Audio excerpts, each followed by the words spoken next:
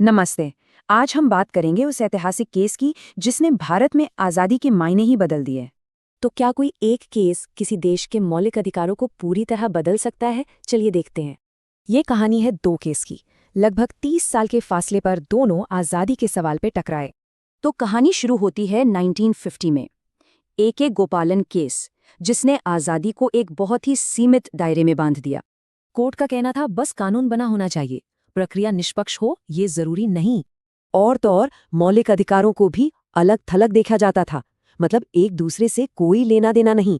फिर कई दशक बाद साल 1977 में विदेश जाने के अधिकार पर एक नई बहस छिड़ गई।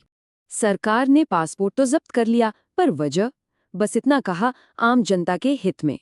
तो सवाल ये था, क्या सरकार की शक्ति इतनी असीमित है? मेनका गांधी ने इसे सुप्रीम कोर्ट में चुनौती दी।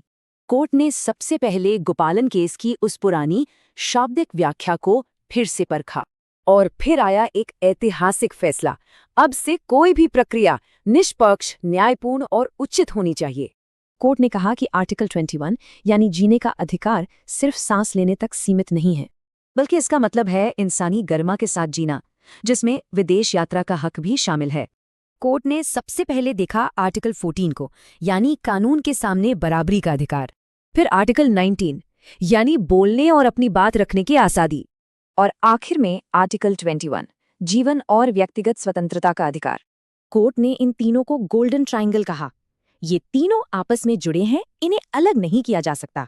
तो सबसे बड़ी बात यह है कि मेनका गांधी केस ने गोपालन केस के फैसले को पूरी तरह से पलट दिया। इस फैसले का असर बहुत गहरा हुआ। इसने नागरिकों के अधिकारों को पहले से कहीं ज्यादा मजबूत कर दिया। तो सोचिए, आज हमारी कितनी आज़ादियां इसी एक फैसले की बुनियाद पर टिकी हैं।